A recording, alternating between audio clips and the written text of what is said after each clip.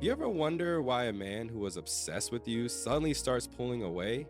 Texts get shorter, date nights turn into maybe next week, and you're sitting there thinking, did I do something wrong? Well, probably. Don't worry, I'm not here to roast you. I'm here to tell you the 7 little habits, mind games, and innocent behaviors women do that quietly kill a man's attraction faster than a wet blanket kills a campfire. These aren't the big things. Not cheating, not screaming matches, not some dramatic betrayal. No, these are the subtle, everyday patterns that make a man's feelings die a slow, invisible death until one day he's gone. And he doesn't even know why. Let's fix that. 1. You treat his effort like it's expected.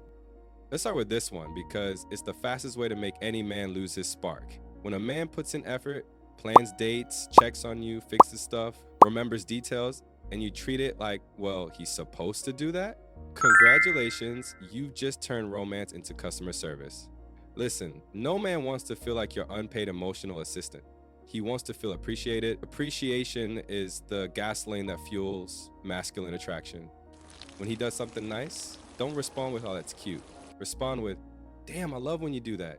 Tiny difference, massive impact. See, men are built to provide, protect, and prove. But the second he feels like no matter what he does, it's never enough, he'll stop trying.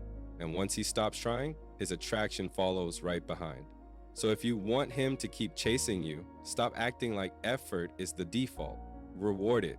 A simple thank you, a touch, a smile, or an I noticed that.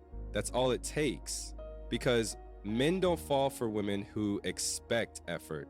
They fall for women who inspire it. 2, you test him too much. Ladies, we know the tests. You cancel plans last minute to see if he'll reschedule. You act cold to see if he'll chase harder. You flirt with other guys just to make him jealous. Here's the problem. Healthy men don't take tests. They drop the class. Sure, the emotionally unstable guy might play along, but the man you actually want, the grounded, secure, confident one, will see through it instantly. When you constantly test a man, you're telling him, I don't trust you and I don't trust myself. That energy feels like walking on eggshells. Do you know what confident men do when they feel tested? They disappear. It's not that he's afraid of your standards. It's that your gains make him feel disrespected. There's a difference between having standards and creating obstacles. One attracts, the other exhausts. So next time you're tempted to play detective, just remember, if you have to test his loyalty, you've already failed yours. 3, you complain more than you appreciate. Do you ever see a woman who spends 80% of her time listing what's wrong with her man, his job, his clothes, his eating habits, his breathing, but still wonders why he's emotionally distant? Here's the truth. Men don't crave perfect women. They crave peaceful women. If a man starts feeling like you drain him instead of recharge him, his attraction quietly starts packing its bags. Now, this doesn't mean you can't express your need. It means you have to do it in a way that doesn't make him feel like he's failing at life. Example, instead of, you never take me out anymore, try, I miss our date nights. Let's plan something this week. See the difference? One sounds like a problem. The other sounds like a partnership. Men don't respond to nagging. They respond to inspiration.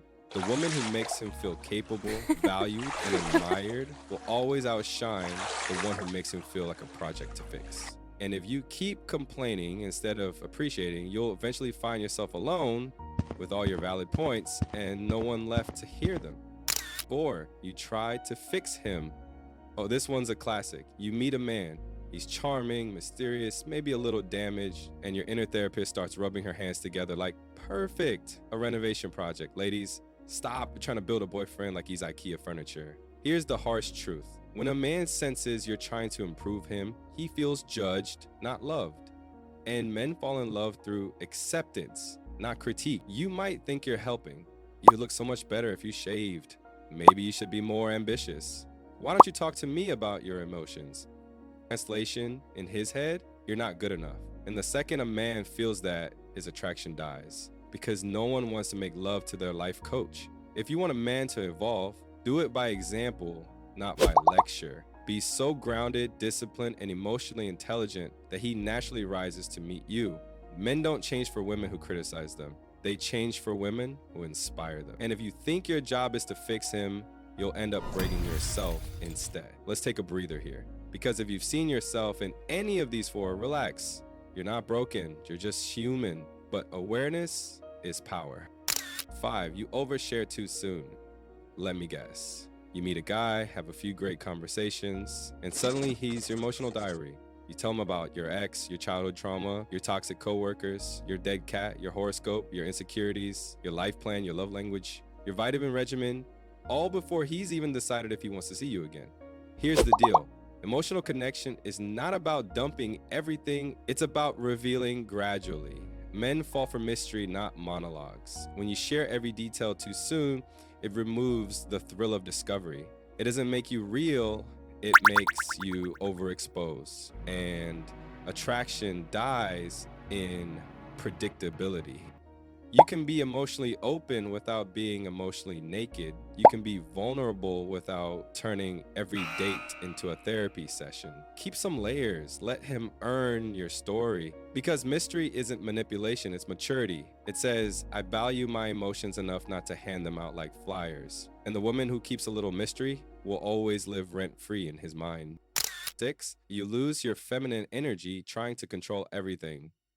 Okay, this one stings, but stay with me. A lot of women today are strong, independent, ambitious, and that's amazing. But somewhere along the way, many forgot how to relax into their feminine energy. You know, the side that laughs easily, flirts playfully, trusts deeply, and lets things flow instead of forcing them. Here's what happens. You start managing the relationship like it's a startup. And you tell him when, how, and why to do things. You plan every date, make every decision, analyze every text, and he starts to feel unnecessary. A man's attraction thrives when he feels needed. Not because you're weak, but because he gets to bring his strength into your world. When you do everything, fix everything, control everything, you leave no space for him to show up. It's not about playing dumb or pretending to be helpless. It's about balance. Masculine energy leads by action. Feminine energy leads by invitation. If you're constantly in I got this mode, he can't contribute. And if he can't contribute, he'll drift straight toward a woman who lets him feel useful. So next time he offers to help, don't say, it's fine, I'll do it. Say, thanks, I love that. That one phrase does more for a man's attraction than any amount of makeup or flirting ever will. Let him feel like your partner, not your intern. 7, you stop being the woman he fell for. Here's the grand finale, the quietest killer of them all. You stop being you. See, when he met you, you were radiant. You had your own life, your own friends, your own goals. You laughed easily, you dressed up for yourself, and you had that spark, that effortless confidence that made him chase you in the first place. Then slowly, you made him your entire world. Every text mattered, every delay felt like rejection. Your hobbies disappeared, your independence faded, and your happiness became his responsibility. That's when attraction dies. Because no man wants to be someone's emotional oxygen tank.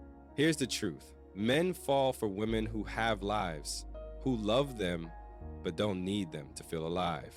When you start orbiting your man instead of your purpose, you become predictable. Predictability killed polarity. He fell for the woman who had fire, not the one who slowly dimmed hers to match his comfort level. So bring that spark back. Go chase your goals. Laugh with your friends. Do things that make you feel magnetic, not because it'll win him back, but because that's who you were before you lost yourself in love. Paradoxically, when you stop chasing him and start chasing your life again, that's usually when he starts chasing you harder than ever. If this opened your eyes, good. That means you're ready to level up. Thanks for watching.